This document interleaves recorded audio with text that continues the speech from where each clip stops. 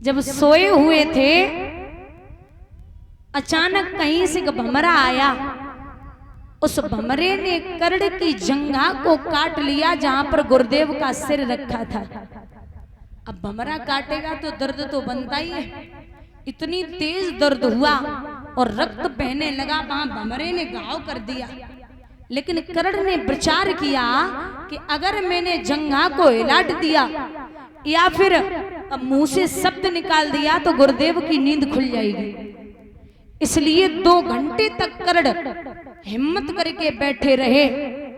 जब हिम्मत की और 2 घंटे बाद गुरुदेव के नेत्र खुले तो रक्त का बहाव देखा, चेहरा लाल देखा, एकदम परेशान हो गए गुरुदेव। करड़ से पूछा, करड़ जी क्या हुआ? कुछ नहीं प्रभु। अरे बताइए ना।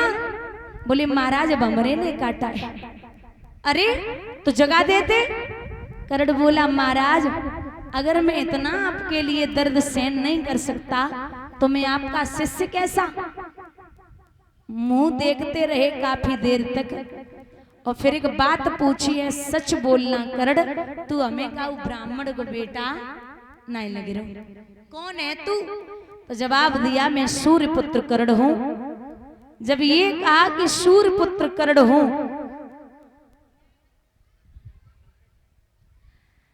तो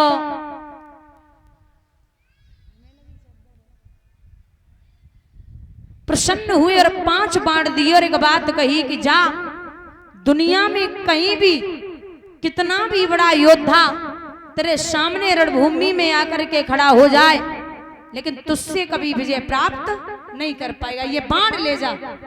वही बाण कृष्ण को पता था कि अर्जुन को मार सकते हैं। उन्हीं बाणों को मंगाने के लिए करड़ को जब प्रोत्साहित किया है, मैया कुंती पहुंची, बोली लाला बाण दे दे।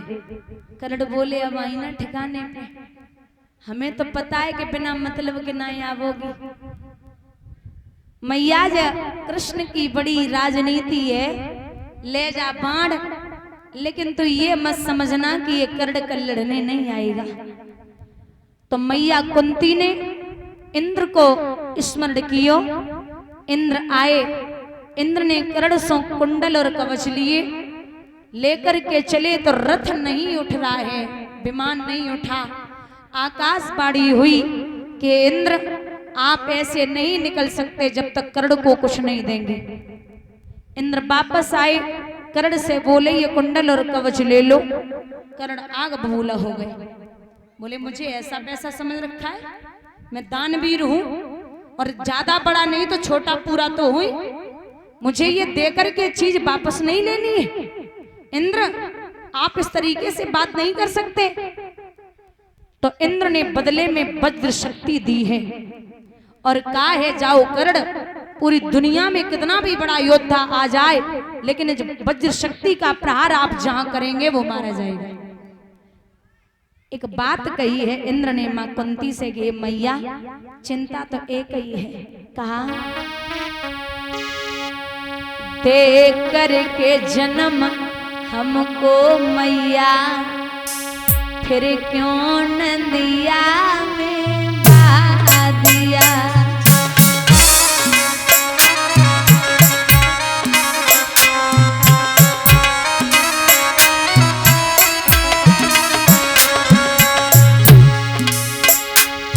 दे करके जन्म हमको मैया फिर क्यों नदिया में बहा दिया।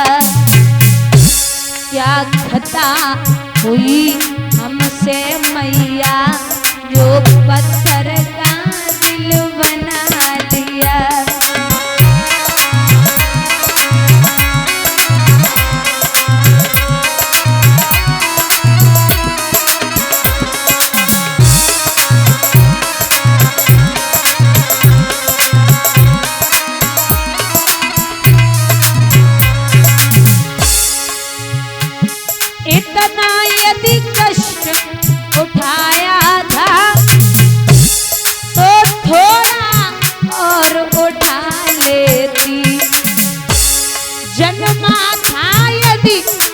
मेरी मैया तो मेरा गला घोंट देती।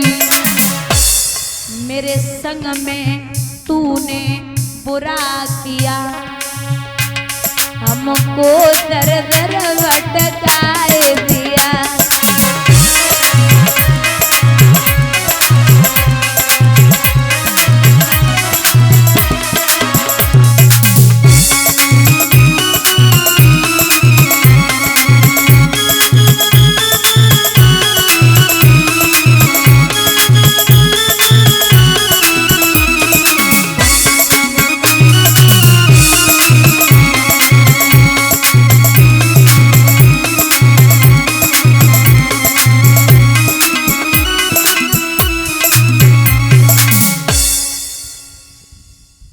कुंती चली और सुबह जब ढोल नगाड़े बजे, दादा अर्जुन ने कहा कि मैं युद्ध करने के लिए जाऊंगा, भगवान ने मना कर दिया, बोले तुम नहीं जाओगे। क्यों? अभी कर्ण के पास में वज्र शक्ति है और वज्र शक्ति का प्रहार जिस पे भी होगा वो मारा जाएगा। फिर कौन जाएगा? एक ही वीर है जो बराबरी कर सकता है। कौन? भीम का बेटा है घटोत्कच। भैया घटोत्कच जिधर घुसता है उधर मैदान साफ। अब दुर्योधन बोले कर्ण, बोले हाँ महाराज, बोले काम करो, जब वज्र शक्ति रखी जाको प्रहार करो। बोले अगर वज्र शक्ति का प्रहार हो गया तो अर्जुन बच जाएंगे। दुर्योधन बोले अर्जुन तो लड़वे तब आवेंगे जब जो भीम को बेटा हमें तुम्हें छोड़ दिए, जब जो हमें वो तुम्हें छोड़ देवे तब तो नंबर आवे अर्जुन को। अरे ये बहुत पराक्रमी है, ये मार देगा, आप वज्र शक्ति का प्रहार करो। जैसे ही वज्र शक्ति का प्रहार हुआ, दादा भीम का बेटा घटोत्कच अजस्रण भूमि में गिर पड़ा। भीम को क्रोध आया, उसने दुशासन को उठाया और जंघा को फाड़ करके भीम को उस रणभूमि में जब जैसे ही दुशासन को मारा है भीम ने, अब भीम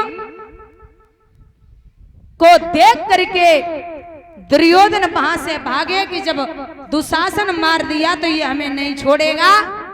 रण छोड़ के दुर्योधन भागे तो अकेले कर्ण वरण भूमि में खड़े। अब अकेलो वीर खड़ो, कुछ भी कहो है तो वीर। कृष्ण जब रथ पे बैठे अर्जुन के, दादा आप समझिए कितना बड़ा वीर होगा। जब कर्ण बाण चलाते थे तो अर्जुन का रथ 3.5 कदम जमीन में घुस जाता, और जब अर्जुन बाण चलाते तो कर्ण का रथ 7 कदम जमीन में घुस जाता।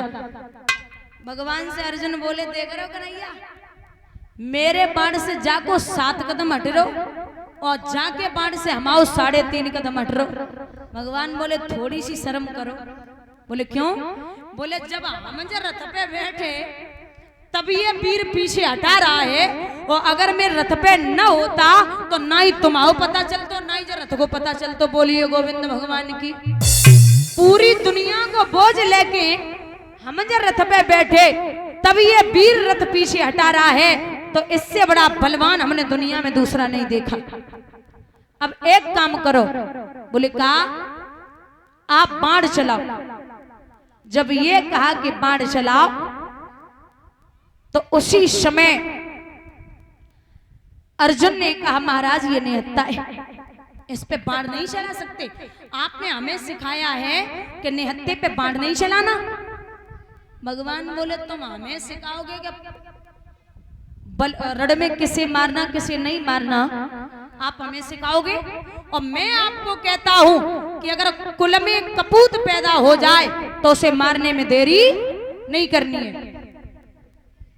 बुजुर्ग बैठे हैं, दादा पुत्र 3 प्रकार के होते हैं, बेटा 3 प्रकार के होते हैं, पूत, कपूत और सपूत। पूत वो होता है जो पिता की जायदाद, जो पिता रख के गए उस जायदाद को भरा पूरा रख के उसी तरीके से अच्छे से पूरी जिंदगी उसके साथ काट ले, वो पूत होता है। और सपूत वो है जो पिता रख के गए उसका 100 गुना बढ़ा दे और 100 गुना बाप से ज्यादा नाम रोशन कर दे और अच्छी संपत्ति जुटाए, अच्छा नाम करे, अच्छी इज्जत कमाए बाप की, वो होता है सपूत। और कपूत वो होता है जो बाप रख के गए बाय मिट्टी में मिलाए दे, वो कपूत होता है। तो भगवान बोले अगर कुल में कपूत पैदा हो जाए उसे मारने में देरी नहीं करनी है। मैं ये कहता हूं। तो करण के कानों में आवाज पहुंची। करण बोले कन्हैया, बोले जी, बोले आप कहते हो कि कभी भी अधर्म की लड़ाई नहीं लड़नी चाहिए, आप यहां अधर्म करवा रहे हो। तो भगवान बोले तुम हमें सिखाओगे कि धर्म अधर्म का होवे? अरे सुनो, अब तो आई याद धर्म की, तेरो अंत समय गो आई, और चाहे याद पहले आई जाती तो होती ना लड़ाई। अब अर्जुन आगे बढ़ो। तो अर्जुन बोले महाराज मैं कैसे पार करूं कन्हैया, और सब रिश्ते वाले कुछ मामा लगते हैं, कुछ पिता हमारे हैं, कुछ मामा लगते हैं,